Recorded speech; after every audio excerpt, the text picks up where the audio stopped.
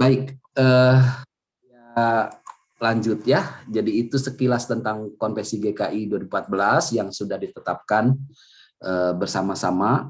Mengapa ditulis tahunnya itu untuk menyatakan bahwa bisa saja satu saat ada semacam pembaruan atau amandemen begitu ya dalam kaitan kesepakatan bersama yang lebih baru lagi berkaitan dengan konteks yang berubah ya.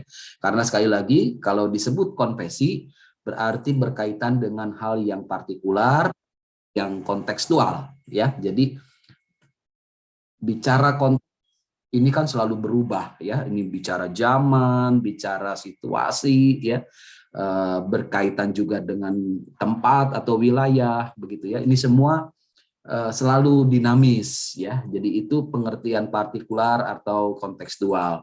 Maka ketika yang kontekstual itu berubah, nah ini berarti juga akan berpengaruh pada formula dari pengakuan iman atau konvensi GKI yang sudah ada begitu ya. Jadi dinamikanya seperti itu. Maka perlu disebutkan tahunnya 2014 gitu ya, jangan lupa itu ya, supaya konteks yang disapa adalah sekitar tahun 2014 begitu ya. Ini tentu rentang waktunya bisa 10 tahun ke depan, bisa juga 20 tahun ke depan begitu ya. Jadi ini bergantung nanti konteksnya berubah apa tidak. Jadi satu saat mungkin ada nanti sebuah gantian menjadi konvensi GKI 2030 misalnya ya. Nanti pada saat tahun 2030 terjadi sesuatu yang signifikan, yang penting, yang patut dituangkan dalam ungkapan iman GKI misalnya, seperti itu. Nah, saya masuk kepada isinya. Jadi konvensi GKI 2014 itu terdiri atas beberapa butir yang kalau kita lihat ya, penjabaran butir-butir itu hanya untuk menolong bagaimana umat menghayatinya. Ada 18 butir ya. Jadi ya ada yang mengatakan aduh banyak banget gitu ya, 18 butir gitu. Wah, ini merupakan sebuah saripati ya. Jadi dari hasil atau proses yang berlangsung awal-awalnya itu ya, karena saya mengikuti proses ini. Tadinya bisa 40 ya, ada 40 butir, kemudian diringkas lagi, jadilah 18 butir ya. Kalau makin ringkas nantinya malah seperti pengakuan iman rasuli pendek lagi gitu ya. Nah, itu tidak kontekstual bahkan kalau seperti itu. Butuh memang lebih rinci ya supaya menyapa konteksnya. Nah, ada 18 butir dan itu yang akan kita coba pahami ya bersama-sama.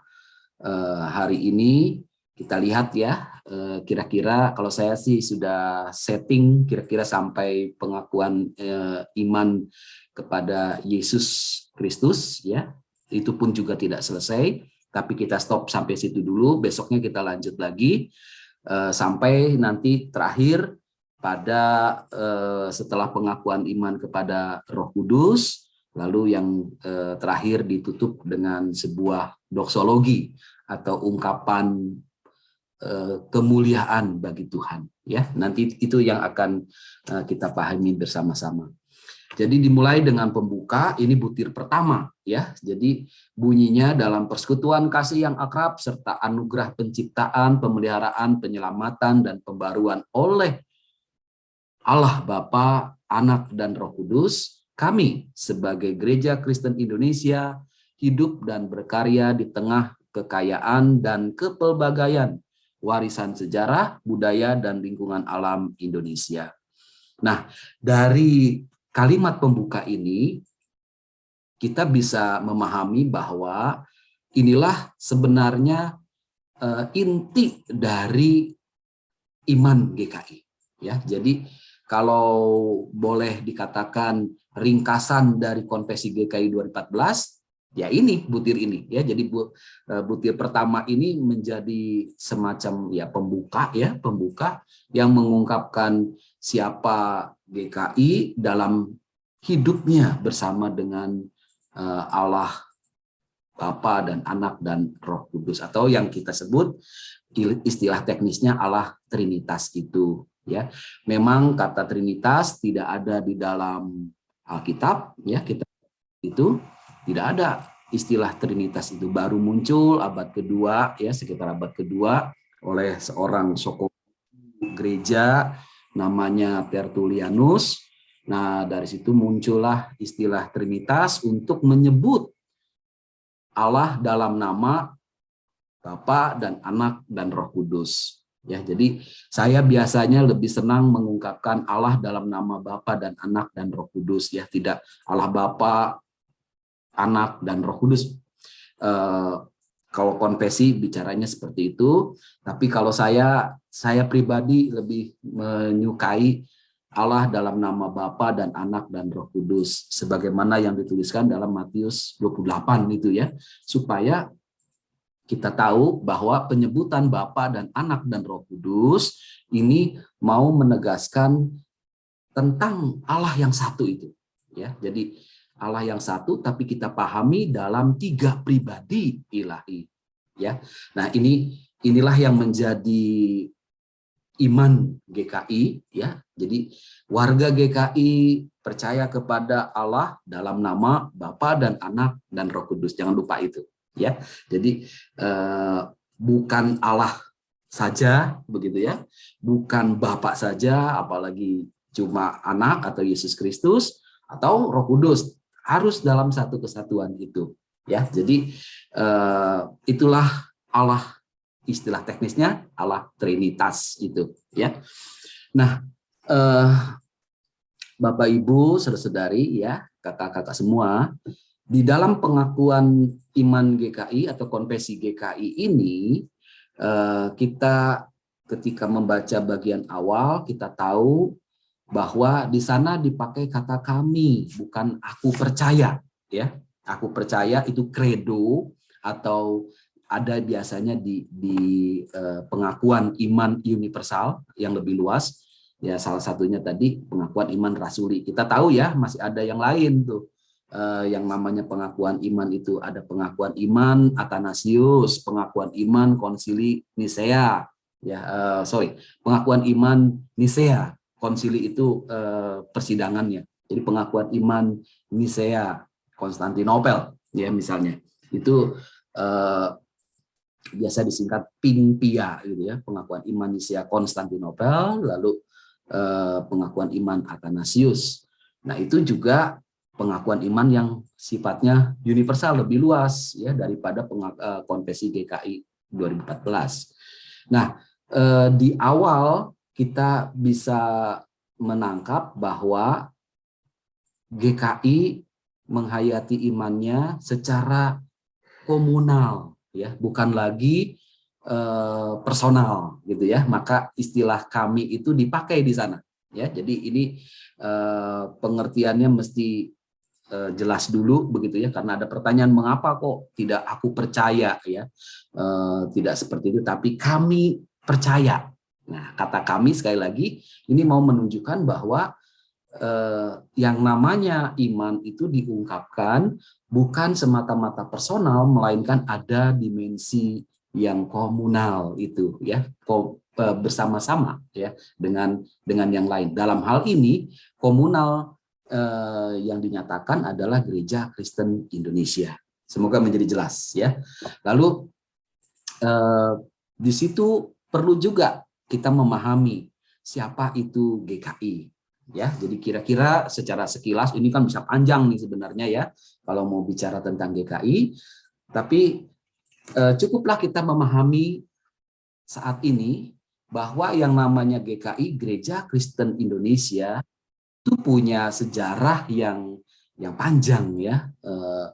Jadi GKI itu sendiri merupakan kelanjutan dari kesatuan GKI Jawa Timur, GKI Jawa Barat, GKI Jawa Tengah, ya. Jadi ini adalah sebuah kelanjutan dari keberadaan dulu ada 3 gereja yang kita kenal ya, ada GKI Jawa Timur, GKI Jatim, GKI Jabar, GKI Jateng ya. Nah, ini nanti menjadi apa biasa disebut sebagai sinode ya, sinode wilayah kalau nanti saat sekarang ini kita sebut sinode wilayah. Nah, jadi 3 gereja itu kira-kira pada tahun 1960-an begitu ya, menggalang sebuah kebersamaan menjadi satu gereja. Jadi tahun 1962 tepatnya ya, 27 Maret 1962 di situ menyatakan secara bersama-sama semacam tekad untuk bersatu. Lalu 26 Agustus 1988 barulah menjadi satu gereja yang diberi nama Gereja Kristen Indonesia ya. Jadi masih muda kalau disebut GKI, tapi kalau bicara GKI Jatim, GKI Jabar, GKI Jateng, wah itu sudah tua ya. Misalnya GKI Jatim itu 1934 ya berdirinya. Belum lagi kalau bicara gereja lokal, wah bisa lebih tua lagi misalnya ya. GKI Samanhudi di mana saya melayani ya di Jakarta itu udah lebih dari 100, mungkin sekarang 160-an ya. Itu sudah ada ya. Kalau bicara lagi yang lebih tua ada lagi gitu ya. Tapi secara lembaga yang satu ya ada 1934, ada yang 1940 itu Jabar ya. Lalu Jawa Tengah 1945 ya. Kira-kira seperti itu sejarah tentang GKI. Dulunya memang GKI itu gereja keturunan Tionghoa, makanya nama sebelumnya adalah Tionghoa di Tokahwe gitu ya. Kemudian ada perubahan nama karena menyadari tentang kebersamaan yang lebih utuh dan kepelbagaian di Indonesia itu ya. Jadi pergantian nama ini sangat menentukan tentang identitas GKI secara gereja ya, secara lembaga. Lalu di dalam pembukaan ini kita bisa menangkap bahwa GKI itu hidup tidak lepas karena persekutuan kasih yang akrab ya. Jadi artinya ada satu persekutuan kasih tanpa persekutuan kasih yang akrab. Yang akrab itu maksudnya betul-betul nyata gitu ya, akrab kuat gitu ya. Tanpa itu tidak mungkin ada ya. Dan dalam hal ini persekutuan kasih yang akrab itu berangkat dari Allah Trinitas itu sendiri ya, Bapa dan Anak dan Roh Kudus. Itulah yang menjadi dasar kehidupan gereja. Bahkan tanpa Allah ya tidak ada GKI gitu kan ya. Nah, terus juga bahwa dalam kaitan yang tak terlepaskan ya dari kehidupan Allah Trinitas, Bapa dan Anak dan Roh Kudus, berarti segala hal yang menjadi pekerjaan Allah itu pun juga tidak lepas dari kehidupan GKI. Ya, dalam hal ini saya menuliskan tidak lepas dan dari anugerah penciptaan, pemeliharaan, penyelamatan dan pembaruan. Ya, jadi artinya kita bisa bayangkan bahwa awalnya tentu adalah Allah itu sendiri, ya Bapa dan Anak dan Roh Kudus.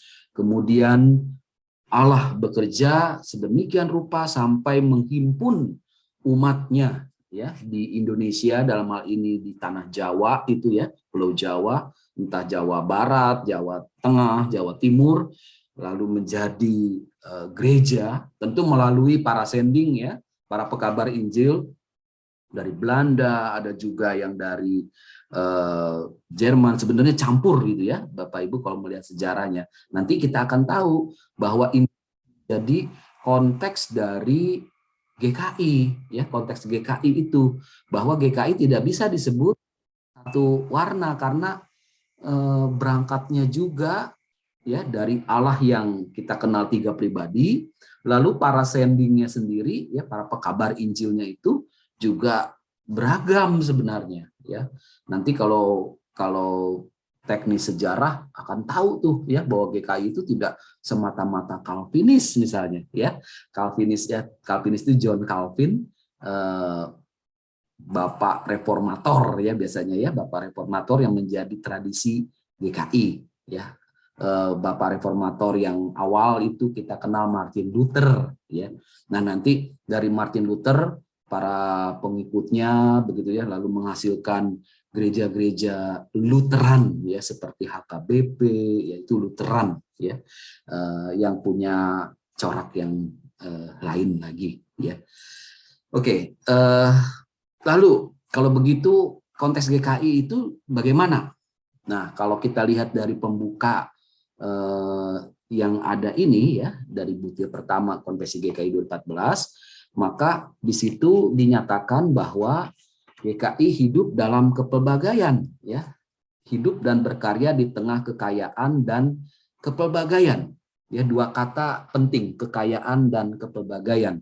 Kita tahu kekayaan itu menunjukkan semacam apa, ya, sesuatu yang kita kumpulkan menjadi harta begitu, ya, menjadi sesuatu yang bermakna, berharga. Itulah kekayaan. Kepelbagaian itu mau menunjuk pada keanekaragaman, ya, sesuatu yang macam-macam, tidak satu warna. Nah, itulah konteks hidup GKI, ya. Jadi secara ad intra, ya, ke dalam atau internal biasa kita kenal seperti itu, GKI itu kaya dan berwarna-warni gitu, ya. Jadi jangan dikira bahwa GKI itu satu warna, tidak, ya. Jadi warna-warni yang ada itu menunjukkan kekayaan, ya, sesuatu yang berharga. Nah, kekayaannya misalnya dari warisan sejarah, tadi saya sudah singgung sedikit, lalu budaya, lingkungan alam, ya, yang ada yang menjadi tempat GKI hidup, ya. Alam Jawa Barat, alam Jawa Tengah, Jawa Timur, belum kalau ada yang di Bali gitu, belum ada yang di Sumatera, ya, sampai Batam begitu, ya. Ada juga di Kalimantan misalnya. Nah, itu konteksnya beda-beda, ya, tempatnya itu. Nah, jadi ini menunjukkan juga kekayaan dan kepelbagaian. Nah, secara keluar artinya apa yang menjadi tempat GKI hidup. Jadi internalnya secara di dalam internal sendiri sudah kaya dan kepelbagaiannya ada begitu, ya. Hidup di tengah lingkungan, ya, ya, ini berarti menunjukkan di luar ini juga kaya dan majemuk, ya, atau kepelbagaian tadi, yaitu Indonesia, ya. Kita tahu, ya, Indonesia kan bukan satu negeri yang monokultural, ya, tapi juga ini multikultural, ya, banyak banyak budayanya, banyak bahasa dan seterusnya. Ini majemuk, termasuk juga keyakinan-keyakinan atau kepercayaan, ya, agama misalnya. Ini juga menjadi konteks GKI. Nah, ini yang perlu kita sadari, ya. Dari sini maka betapa kata kuncinya adalah berkaitan dengan kekayaan dan kepelbagaian itu sebenarnya. Dan yang tidak boleh lupa yaitu persekutuan kasih yang akrab. Nah, ini, ya. Jadi ciri dari Konvensi GKI 2014 mau menunjuk pada persekutuan kasih yang akrab itu, ya.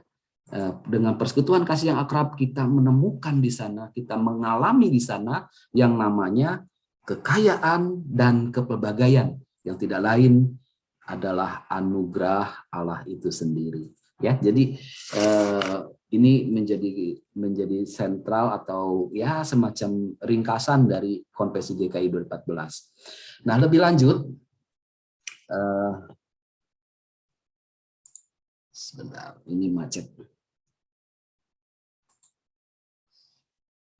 Kita akan lihat butir berikutnya, ya, yaitu butir kedua. Ini sudah mulai berkaitan dengan apa yang menjadi iman GKI, ya. Tadi kalau pertama itu semacam pembuka atau pengantar yang menjadi ringkasan Konferensi GKI 2014. Kita masuk pada butir pertama, iman kepada Allah Bapa, ya, atau Allah dalam nama Bapa. Jadi butirnya sendiri menyebutkan begini, ya, butir kedua itu. Kami percaya kepada Allah yang dipanggil Bapa oleh Yesus Kristus. Nah, mari kita coba pahami ini, ya. Pendek, ya, tapi bisa panjang ini penjelasannya, ya. Saya sesuai dengan apa yang ada pada buku Konferensi GKI 2014, saya ungkapkan, ya, di bagian penjelasan Konferensi GKI itu 3 hal. Pertama, bahwa berdasarkan kesaksian Injil-Injil, ya, kita membaca di sana, Yesus itu menyapa Allah sebagai Bapa, atau tepatnya dalam bahasa Aram itu Aba, ya. Kalau orang Sunda biasanya tambah hak itu Abah, ya, Abah. Abah artinya ayah sebenarnya, ya, ayah. Dedi. Jadi bukan bapak dalam pengertian yang umum di Indonesia itu kan siapapun jadi bapak kita gitu, ya, bapak, ya, bapak guru, bapak apa begitu kan, bapak tuh jadinya umum. Nah, tapi pengertian aba, ya, aba itu mau mengungkapkan sesuatu yang penting sekali sebenarnya. Ya, jadi bukan sapaan umum ini, tapi sapaan yang justru personal, ya. Dan ketika Yesus menyapa Allah sebagai Bapa, itu sebenarnya revolusioner, ya, artinya sesuatu yang mengguncang, ya, karena awalnya dipahami, ya, atau banyak dipahami oleh masyarakat Yahudi, Allah itu sebagai Allah yang transenden, ya. Transenden itu artinya Allah yang maha tinggi, yang tidak tergapai begitu, ya, yang jauh di sana, ya. Dia maha kuasa, maha besar, pokoknya sesuatu yang jauh. Kata maha dalam bahasa Indonesia itu menunjukkan ada jarak yang jauh, ya. Dia itu maha, ya, maha besar, maha tinggi, maha hebat, dan seterusnya, ya. Nah, itu yang menjadi pemahaman umum, ya, pada masa Yesus.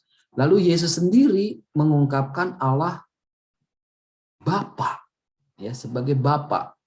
Bapa kami yang di surga, misalnya doa Bapa kami itu sebenarnya revolusioner, ya, Bapak Ibu, kakak-kakak semua, ya. Jadi bukan sekedar doa itu, karena sapaan awalnya saja sudah bikin orang mikir gitu, ya, loh kok dipanggilnya Bapa.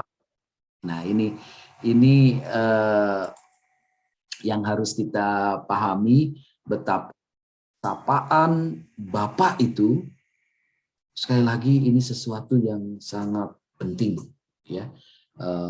Sapaan Allah sebagai Bapa menegaskan relasi kasih akrab antara manusia dan Allah. Nah, Yesus menunjukkan itu sebenarnya, menunjukkan relasi yang akrab antara dirinya dan Allah, yang biasa dipahami oleh masyarakat umum yang transenden tadi itu, yang maha tinggi, ya, maha kuasa, maha besar gitu, ya. Jadi Yesus seolah-olah menarik Allah yang jauh itu menjadi begitu dekat gitu, ya. Seolah-olah seperti Aba, ya, menjadi Bapa itu, ya. Nah, ini sekali lagi, ya, revolusioner, ya, bikin orang, loh, sekarang jadi dekat ini gitu, ya. Yang transenden itu jadi imanen. Nah, istilah yang kedua, ya, istilah teknis transenden itu jauh, yang tak tergapai, lalu menjadi imanen, Allah yang dekat, ya, yang beserta dengan kita, ya, menjadi Bapa. Nah, ini yang menjadi penyataan Yesus pada masanya, ya.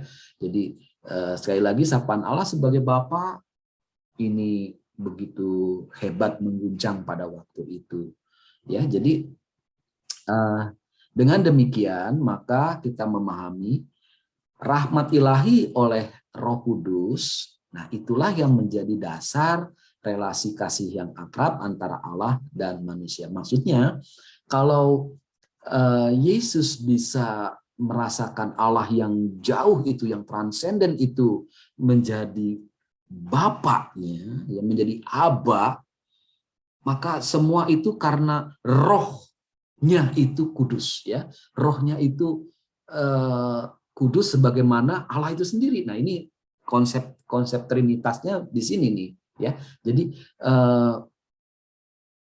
Roh Kudus itu yang membuat yang jauh itu menjadi dekat sekali, ya, menjadi tak terlepaskan gitu, ya.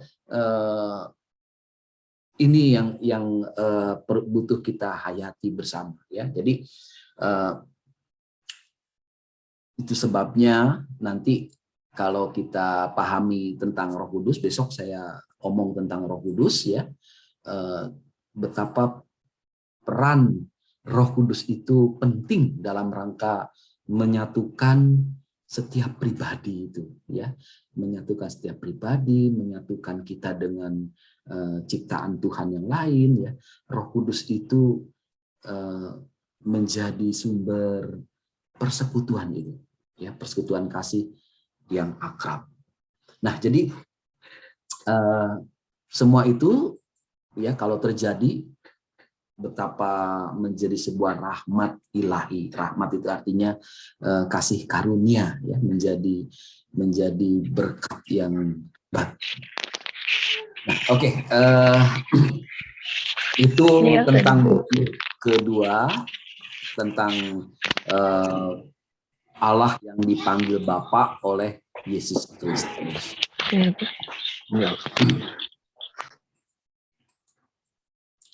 Saya lanjut, ya. Lalu butir berikutnya masih tentang Allah Bapa, tentu saja, ya. Butir ketiga itu menyebutkan yang di dalam kasih dan kuasa-Nya menciptakan semesta alam. Juga pendek, tapi bisa diungkapkan, ya, maknanya itu sangat luas, ya. Paling tidak dua hal yang mau ditunjukkan, ya, kepada Bapak Ibu, kakak-kakak semua. Pertama, berkaitan dengan istilah kasih dan kuasa Allah itu, ya. Jadi kuasa Allah tidak lepas dari kasih-Nya. Kasih Allah tidak lepas dari kuasanya. Dua hal ini menjadi bagian yang tak terlepaskan, ya, tak terpisahkan. Kita harus pahami bersama. Jadi jangan pisahkan itu, ya. Kalau pisahkan, kalau misalkan hanya kasih saja, maka seolah-olah Allah ini kompromi, ya, tidak punya kuasa yang menentukan, tidak begitu, ya. Dia adalah Allah yang sifatnya pribadi, itu punya pribadi, punya kehendak, ya, berarti ada kuasa. Nah, kasih tanpa kuasa membuat Allah tidak bergerak dalam arti punya kehendak, gitu, ya. Nah, lalu kita misalnya berpikir kuasa Allah saja, ya, tanpa kasih, ya, pasti ini menjadi Allah yang nantinya sewenang-wenang, gitu, ya. Ada arti tanda petik, ya, sewenang-wenang itu artinya, ya, bisa berkehendak yang menurut dia saja, gitu, ya. Ini menjadi Allah yang otoriter nantinya, gitu, ya, kalau kuasa tanpa kasih. Oleh karena itu, konfesi ini sangat menarik, ya, mau mengungkapkan dua istilah dalam satu kesatuan, kasih dan kuasa, ya. Jadi nggak boleh dipisahkan, karena kuasa beserta dengan kasih akan membuat Allah yang sebagai pribadi dia punya kehendak, tapi juga kehendak yang bersama-sama, yang bersahabat, yang selalu ada dialog, gitu, ya. Nah, ini menarik, gitu, ya. Kalau kita lihat di dalam kesaksian Alkitab, Allah itu berdialog, ya, dengan Abraham, ya, dengan Ayub dan seterusnya, ya. Ada banyak dialog-dialog antara Allah dan umatnya yang dikasihi, ya. Nah, Kasih dan kuasa Allah itu, yang tadi satu kesatuan itu, ini menentukan karya penciptaan semesta alam. Ya, jadi di dalam menciptakan semesta alam ini, bukan hanya dengan kuasanya saja, tapi sekali lagi kasihnya. Dengan demikian, semesta alam ini diciptakan dalam rahmat ilahinya, ya, rahmat ilahi tadi saya katakan kasih karunia-Nya. Di dalam kitab Kejadian, ya, pasal 1, ya, bagian terakhir, di situ diungkapkan ketika Allah melihat segala sesuatu yang dijadikannya itu sungguh amat baik, ya. Maka penilaian sungguh amat baik ini mau menunjukkan bahwa Allah menciptakan bukan semata-mata dengan kuasanya saja. Allah berfirman makalah jadi, gitu ya. Itu karena kuasanya Dia. Tapi juga kasihnya, bahwa penciptaan itu terjadi dalam rangka kebaikan, keindahan, ya.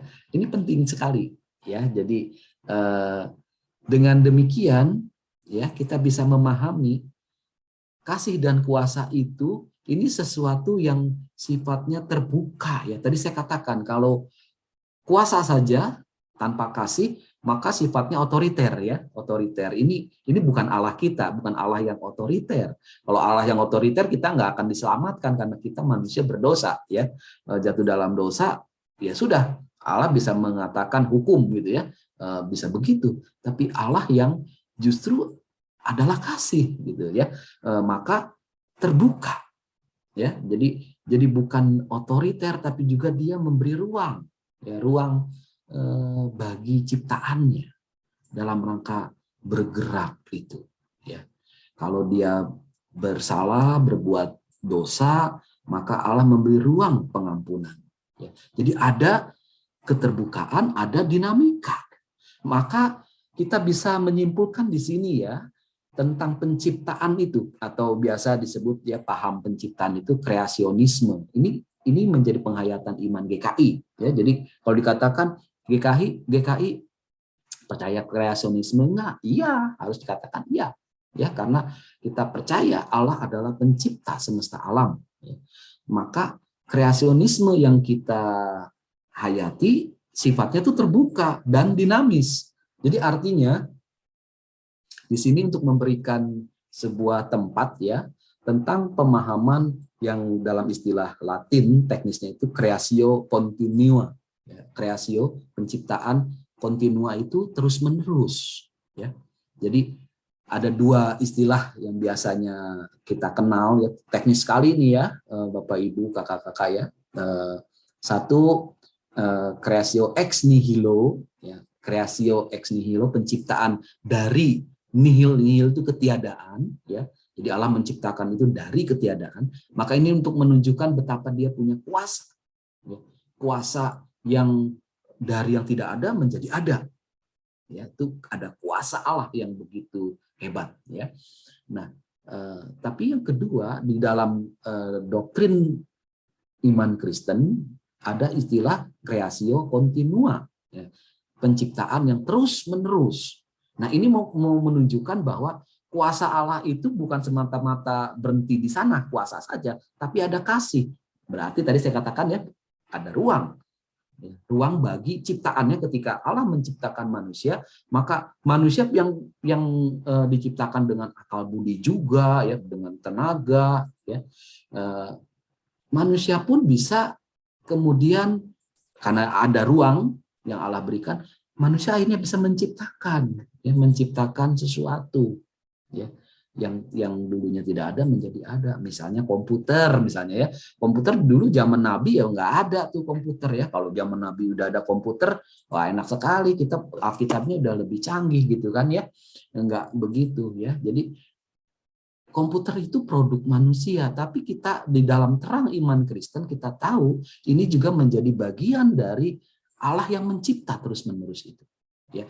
Nah, kalau hal seperti ini kita yakini, nah, bagi Bapak Ibu, kakak-kakak yang bergelut dengan dunia sains, ya, dunia teknologi misalnya, maka menjadi sadar bahwa ketika aku menciptakan sesuatu atau menemukan sesuatu dengan ilmuku, gitu ya, dengan teknologiku, maka semua itu bukan hebatku itu ya, bukan karena akal budi yang ada padaku saja, tapi karena Allah yang memberikan ruang. Bahkan nanti kalau kita bicara tentang doktrin tentang Roh Kudus, di situ kita tahu bahwa Roh Kudus sendiri juga yang memberikan terang itu, memberikan hikmat, memberikan akal budi yang akhirnya bisa menemukan sesuatu, akhirnya bisa menciptakan sesuatu. Ya, nah itu yang dimaksud dengan kreasionisme dan dinamis. Ya, jadi hayati itu. Ya. Lalu yang kedua, di dalam kasih dan kuasa Allah seluruh ciptaan itu berada. Ya, artinya dia berada, seluruh makhluk di sana bergerak, ya bergerak. Jadi ini mau menunjukkan betapa segala sesuatu yang ada ya di semesta ini tidak lepas dari lingkup Allah itu sendiri ya. Karena sekali lagi seluruh ciptaan berada, seluruh makhluk bergerak. Ini kata Dan ini mungkin kelebihan ya, bergerak. Jadi artinya segala sesuatu tidak lepas dari Allah ya. Ini yang biasa istilah teknisnya itu panentheisme ya. Pan itu kan segala sesuatu ya, segalanya atau semua. N itu di dalam, theis itu theo itu Allah ya. Isme itu paham, jadi paham atau ajaran tentang segala sesuatu di dalam Allah. Ya, jadi kita ini punya penghayatan iman panentheisme atau panentheistik gitu ya. Bukan panteisme ya. Jangan n yang di tengah itu jangan dihilangkan ya, Bapak Ibu, Kakak-kakak ya. Jangan panteisme. Kalau panteisme nantinya kita seperti ada di dalam paham-paham atau keyakinan-keyakinan tradisional ya lama bahwa segala sesuatu adalah Allah gitu ya. Panteisme itu salah, itu bukan begitu ajaran iman Kristen. Ajaran iman Kristen mau mengatakan segala sesuatu ada di dalam Allah ya. Dan panentheismenya kita ini trinitaris ya. Tadi saya sudah ungkapkan ada di dalam Bapa dan Anak dan Roh Kudus. Nah, ini nggak boleh lupa gitu ya penghayatan ini. Dengan dasar ini nanti kita akan bisa melihat ya bagaimana Allah itu bekerja dan bagaimana kita seharusnya menjalani hidup ini. Lalu berikutnya, butir berikutnya dulu ya tentang Allah Bapa, nanti kita stop untuk tanya jawab ya. Yang memelihara dan mengelola dengan baik lingkungan alam seperti pemilik taman ya, itu butir berikutnya, butir 4 itu ya. Ada kata memelihara dan mengelola dengan baik ya. Ini perlu dipahami ya untuk menegaskan atau menunjukkan bahwa pekerjaan-pekerjaan dari Allah itu sifatnya baik ya. Jadi tadi saya juga sudah tegaskan karena kuasa dan kasih tidak boleh lepas gitu ya. Maka kebaikan, keindahan itulah yang menjadi ciri dari pekerjaan Allah ya. Jadi maka kalau dikatakan Allah yang memelihara, mengelola dengan baik lingkungan alam ya, ini mau menunjukkan bahwa pekerjaan-pekerjaan baik dari Allah itu untuk keberlanjutan ya, keberlanjutan dari seluruh ya. Istilah keberlanjutan ini sekarang kan lagi ngetren ya, atau sustainable gitu ya. Maka sebenarnya semua itu menjadi bagian dari pekerjaan Allah. Nah, ini pengertian memelihara dan mengelola. Jadi bukan hanya memelihara tapi mengelola, bagaimana Allah itu terhadapnya itu begitu rupa, biasa pakai istilah tangan gitu ya, campur tangan gitu ya. Walaupun ada beberapa pendeta GKI yang tidak suka dengan istilah campur tangan gitu, kalau saya sih nggak masalah, karena istilah campur tangan itu mau menunjukkan Allah yang terlibat ya. Allah yang terlibat di dalam kehidupan ciptaannya, dan keterlibatan ini ditegaskan untuk kebaikan. Ya, kalau kita baca Roma 8 ayat 28, kita akan sadar tuh ya, kita tahu sekarang bahwa Allah turut bekerja dalam segala sesuatu untuk mendatangkan kebaikan bagi mereka yang mengasihi Dia. Bagi orang-orang percaya. Nah, kalau begitu Roma 8 ayat 28 itu kita pegang teguh tuh ya, untuk menunjukkan betapa Allah itu memelihara dan mengelola dengan baik ya, karena untuk mendatangkan kebaikan bagi ciptaannya, terutama bagi anak-anak yang dikasihinya. Nah, lalu ada kata seperti pemilik taman. Nah, ini sebenarnya tidak bisa-bisaannya tim perumus ya, pemilik taman itu, karena istilah itu diambil dari Alkitab ya. Jadi beberapa penulis Alkitab menggambarkan Allah dengan metafora itu kiasan ya, pemilik taman ya, pemilik taman. Profesor Gerrit Singgi sendiri lebih senang dengan kata kebun ya, pemilik kebun ya. Kami tim konfesi ya akhirnya menyepakati kata taman yang dipakai, bukan kebun ya. Kita tidak perlu berdebat tentang kebun apa taman begitu ya, tapi kalau ditanya saya pribadi ya, saya sendiri lebih suka kata taman ya, karena di taman itu mau menunjukkan juga sesuatu yang tertata ya, ada keindahan ya di sana sini. Nah, itulah taman. Ya, kebun pun juga bisa sama sih ya. Di sana ada sesuatu yang bertumbuh, menghasilkan buah dan seterusnya ya. Nah, yang jelas bahwa metafor atau kiasan pemilik taman ini mau menunjukkan tentang kerahiman ilahi. Kerahiman ini apalagi nih kerahiman ya? Kerahiman tuh ini mau menunjukkan Allah yang penuh kasih ya, yang seperti apa, seorang ibu ya, seorang ibu yang, karena ibu itu kan punya rahim ya, saya tidak pakai seperti bapak begitu ya, bapak ya laki-laki kan nggak punya rahim ya, seperti perempuan yang punya rahim itu, yang begitu penuh kasih atas atau terhadap apa yang menjadi kandungannya, yang dikandungnya juga ya, dan di situ ada tanggung jawab. Nah itu ya, jadi kerahiman ilahi mau menunjukkan betapa Allah yang penuh kasih dan tanggung jawab. Jadi ketika Allah menciptakan semesta alam ini, Allah tidak kemudian membiarkan semesta ciptaannya berjalan seperti apa pembuat jam ya. Jadi ada istilah di masa rasionalisme di Eropa, Allah itu seperti pembuat jam ya. Maka di sini melahirkan konsep deisme ya. Allah seperti pembuat jam. Ya, ciptaan ini diciptakan, udah gitu dibiarkan ya. Pembuat jam kan gitu ya, yang bikin jam tangan atau apa kan, si pembuatnya ya membiarkan jamnya itu berjalan sendiri. Nah, begitupun juga Allah terhadap ciptaannya ini ya. Ya, ciptaannya dibiarkan sendiri gitu. Nah, tidak begitu ya. Jadi iman Kristen dan GKI menghayati Allah yang sekali lagi terlibat di dalamnya. Dan keterlibatan itu ditunjukkan seperti pemilik taman, dan artinya intens ya, ada keakraban yang terus mau memelihara dan mengelola itu. Ada kasih, ada tanggung jawab. Ya. Nah ini yang ditegaskan dari butir keempat itu. Ya. Nah lalu berikutnya,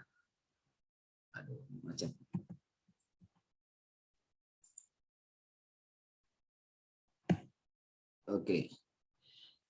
Yang merawat dan menjaga anak-anaknya seperti ibu atau bapak.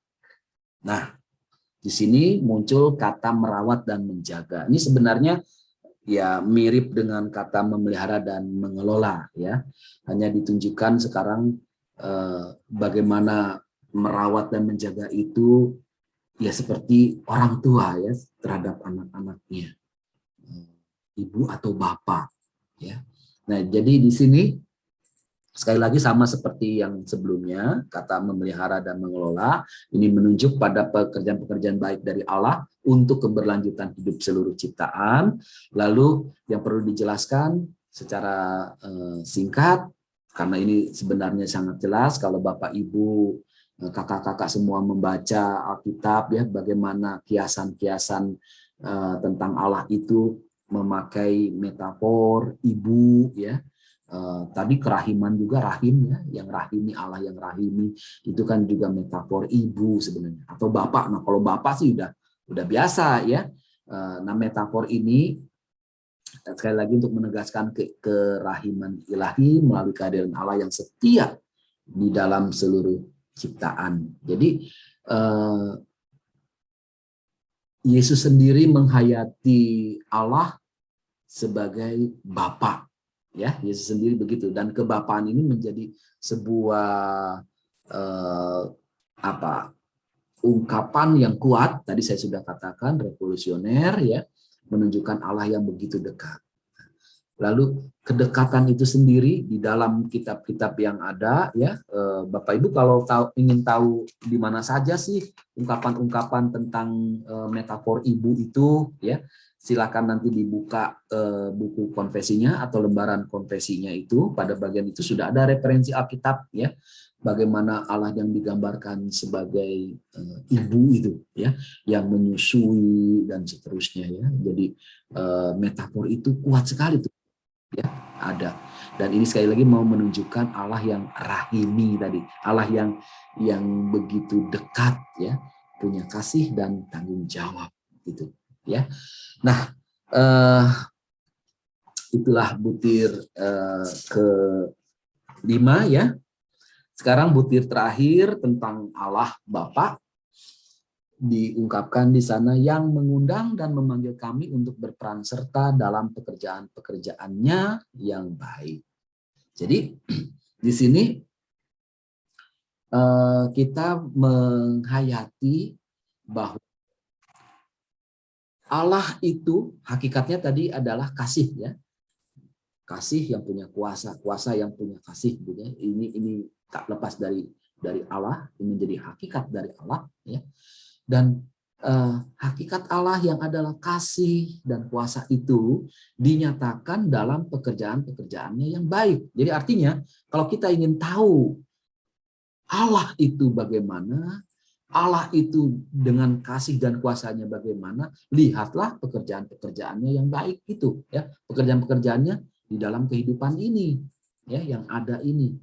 Maka kalau kita baca Mazmur 8 ya, ketika pemazmur melihat langit ya, benda-benda angkasa di malam hari ya, saya membayangkan di situ pemazmur ini sebagai seorang gembala yang melihat pemandangan alam di malam hari ya, dan di situ dia merasakan betapa di antara bintang-bintang ini siapakah manusia sehingga engkau mengindahkannya.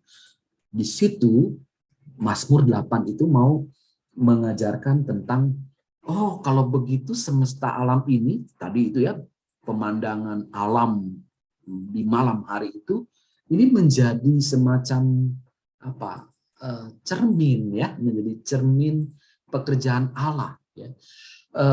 Menarik, dalam bahasa Arab itu kata ayat ya, istilah ayat itu artinya menunjuk ya, menunjuk. Jadi alam semesta ini di dalam pemahaman Islamik ya disebut sebagai ayat Allah ya. Jadi ayat Allah. Nah, dalam kekristenan sebenarnya ada gitu ya, cuma kita nggak mengeksplornya itu ya, yaitu ketika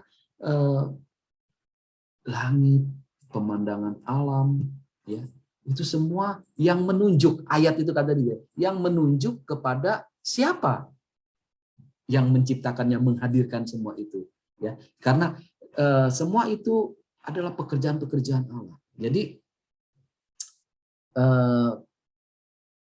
betapa pemahaman semacam ini, ya, kalau kita hayati, kita akan ketemu yang namanya energi ilahi. Nah, ini saya menarik ini ya. Energi, kita pahami ya, kata ini kan sekarang lagi ngetren juga, kan krisis energi ya sekarang ini ya. Energi ini saya sedang riset ini di Belanda ya. Jadi saya sedang studi untuk doktoral saya. Salah satu bahasan riset saya untuk disertasi adalah tentang energi ilahi ya, energi ilahi. Yuk kita pahami ya, energi. Energa itu istilah energi itu dari energa ya. N itu di dalam, erga itu pekerjaan ya, pekerjaan-pekerjaan. Di dalam Injil Yohanes 10 kata erga sering dipakai ya, kata pekerjaan-pekerjaan Allah itu ya. Jadi energi di dalam pekerjaan.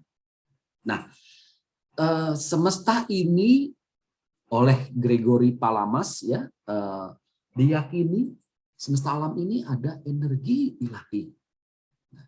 Jangan langsung kita, wah, energi ilahi semacam apa, daya sesuatu seperti jimat begitu ya. Bukan itu yang dimaksud ya. Energi ilahi itu mau menunjukkan tentang pekerjaan-pekerjaan Allah.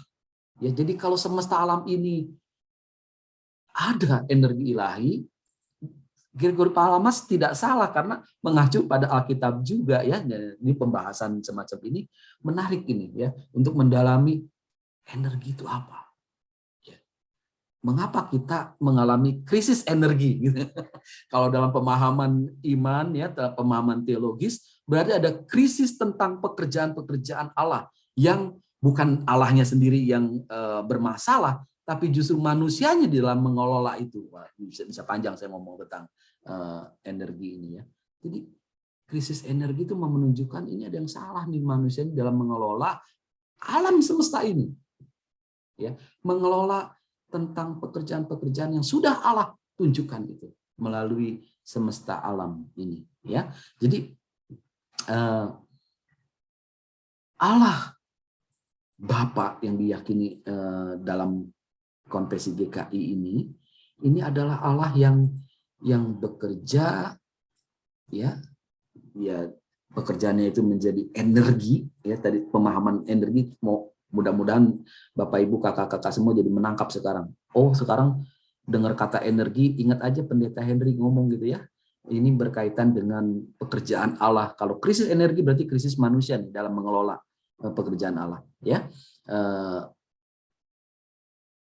Ini energi ini tersedia ya dalam semesta ini, dan menarik di dalam konfesi ini sebenarnya semesta ini kan terus berproses ya, bekerja sedemikian rupa, dan ini mau menunjukkan kehadiran Allah yang terus menerus dari alfa sampai dengan omega, dalam artian terus menerus dari awal sampai akhir Allah itu bekerja ya, sampai sekarang dia bekerja. Oleh karena itu kalau ada pertanyaan apakah Allah melakukan mujizat atau mujizat itu ada sampai sekarang, ya ada ya. Di mana Allah bekerja, di sana Allah mujizat terjadi. Nah, bagaimana kita menghayati itu? Ya, bergantung pada pemahaman energi itu sendiri. Jadi bagi saya misalnya ya, listrik yang adalah energi itu ya, walaupun manusia yang memproduksinya segala macam itu ya, tapi kalau kita hayati coba ya dengan perenungan kita itu luar biasa gitu ya. Kita bisa ketemu dengan secara online begini, ini ada energi ini ya gitu ya. Ada energi ini, jarak kita ini ya, saya di Belanda ini ya, jauh nih kan, tapi bisa bertemu di sini, ada energi. Bukankah itu pekerjaan-pekerjaan ilahi yang melingkupi kita ya. Nah, Allah Bapa dan Anak sedang bermisi. Ini kita katakan misi Allah Trinitas ya. Nah, yang menarik adalah bahwa misi Allah ini bukan misi yang apa ya, eksklusif gitu ya, yang cuma Allah sendiri yang melakukannya gitu. Tidak ya. Ini Allah terbuka, makanya kata mengundang dan memanggil. Nah, dua istilah ini juga perlu saya jelaskan ya. Mengundang dan memanggil. Mengundang itu artinya sifatnya umum, ya. Siapa saja. Tuhan itu sebetulnya membuka pintu ya untuk umatnya siapa saja itu dapat berperan serta, dapat berpartisipasi di dalam pekerjaannya. Pekerjaannya tadi apa? Ya, ingat saja misalnya satu kata ya, memelihara dan mengelola ya. Itu yang menjadi pekerjaannya, atau merawat dan menjaga begitu ya. Itu menjadi pekerjaannya. Nanti kita akan lebih dalam lagi ketika kita memahami tentang siapa Yesus itu ya. Dari situ Allah sebenarnya membuka pintu bagi siapa saja. Itu yang disebut dengan mengundang. Ya, siapa saja boleh terlibat, ya, boleh turut bekerja. Nah, ini menarik ya kata mengundang. Lalu memanggil ini lebih lebih personal ya. Dua istilah ini diambil bukan sekali lagi bukan produk intelektual saja ya, tapi ini produk penghayatan terhadap Alkitab ya.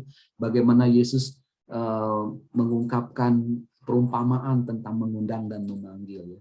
Mengundangnya kepada siapa saja dalam sebuah pesta, tapi yang datang kok nggak ada gitu ya. Sampai akhirnya Yesus memanggil ya, memanggil. Nah, memanggil ini sifatnya personal ya. Personal maka lebih khusus begitu ya, kalau tadi mengundang itu umum. Nah, itulah yang menjadi bagian dari Allah itu sendiri ya.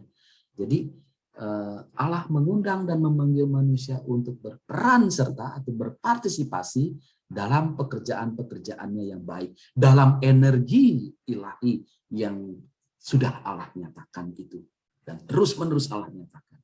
Nah, menarik ya, seorang pemikir Kristen namanya Sergei Huruzi. Ini pun juga menjadi bagian studi saya.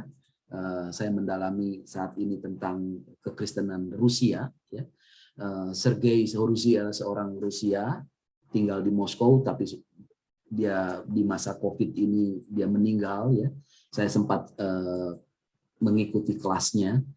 Dia menyodorkan gagasan antropologi sinergik ya. Ini antropologi sinergik artinya pemahaman manusia yang sinergi ya, sinergi dengan yang ilahi itu. Jadi pemahaman manusia yang tidak lepas dari pekerjaan-pekerjaan Allah, dan seharusnya manusia itu memberdayakan dirinya di dalam pekerjaan-pekerjaan yang ilahi itu. Ya.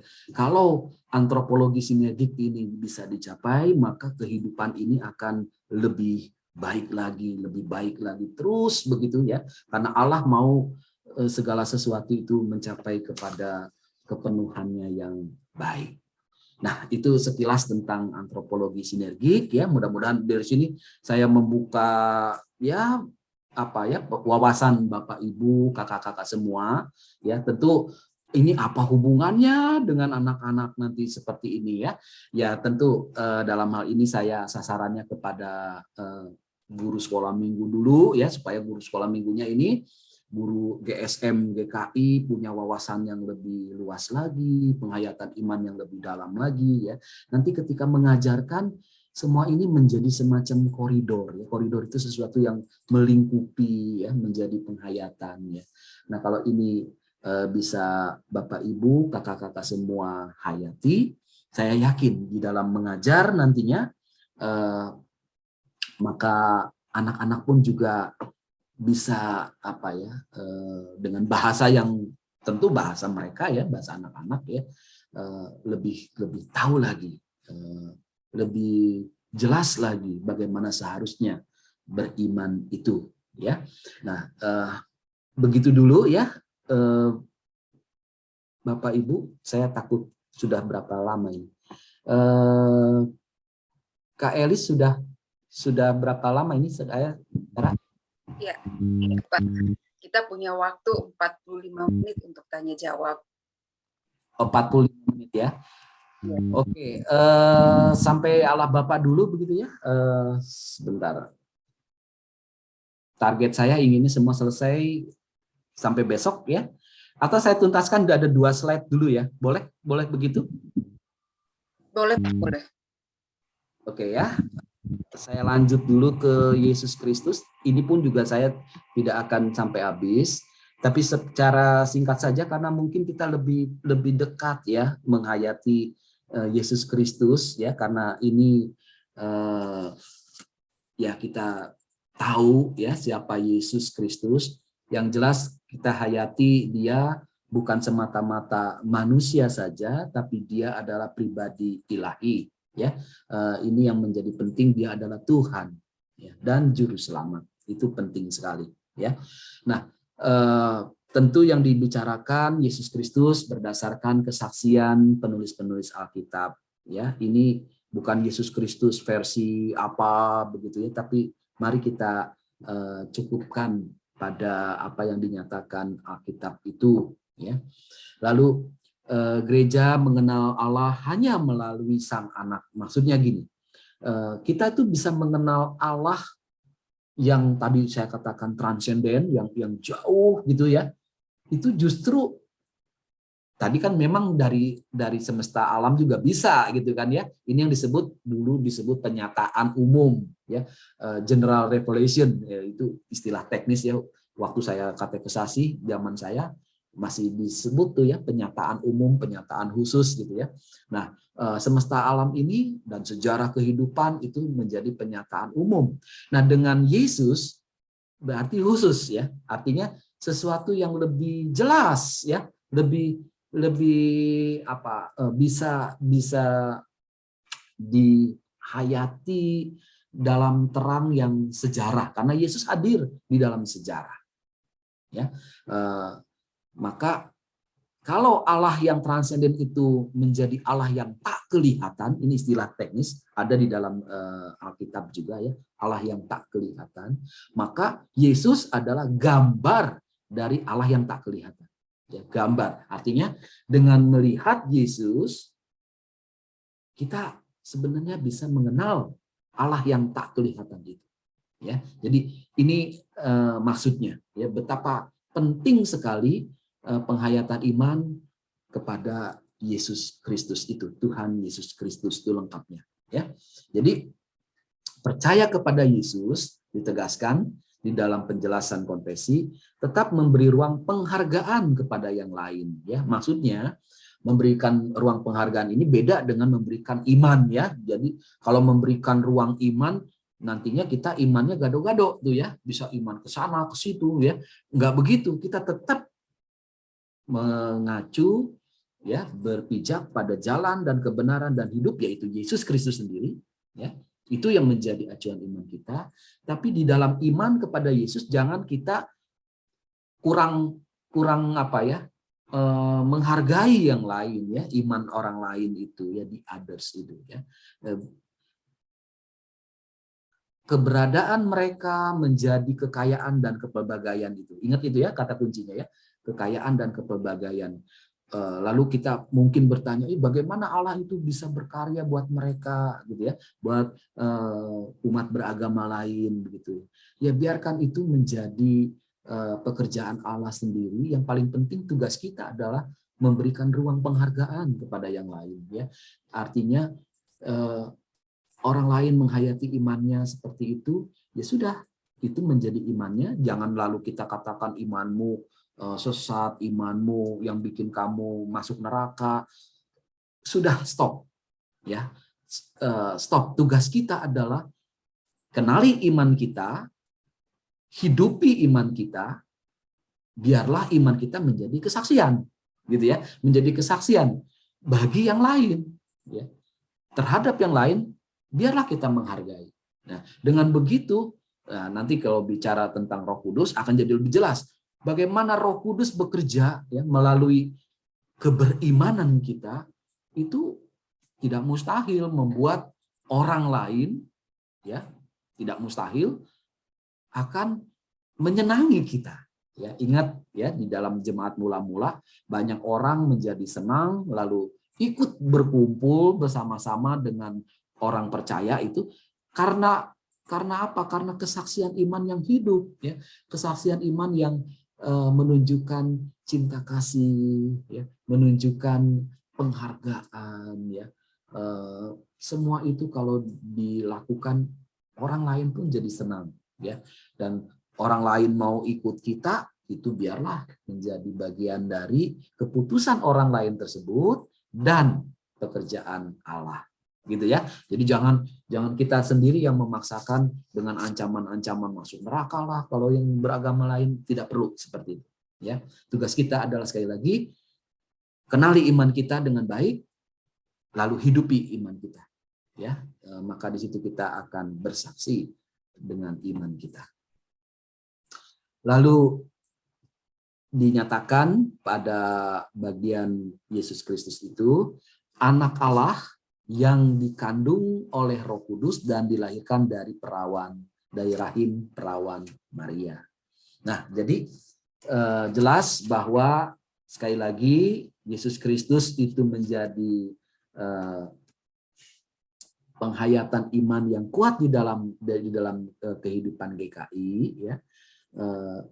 Bukan sekedar manusia, tapi dia adalah anak Allah, ya. Jadi sebutan anak Allah, ya, boleh nggak sih dibalik Allah anak, gitu ya? Ada yang mengatakan begitu, ya, sebagai sebuah penjelasan untuk menunjukkan Yesus itu pribadi yang ilahi, boleh-boleh saja. Tapi asal tahu tidak ada di Alkitab istilah anak-anak, gitu ya. Yang ada anak Allah, ya itu ya. Jadi saya sendiri ya lebih senang apa yang dikatakan Alkitab anak Allah saja, ya.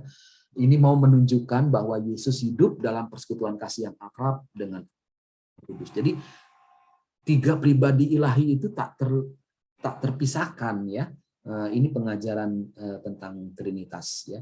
Jadi kalau disebut anak Allah, Yesus itu tidak lepas dari Allah, Bapa surgawi, dan Roh Kudus. Ini begitu dekatnya mereka ini, ya, boleh saya katakan mereka itu, ya.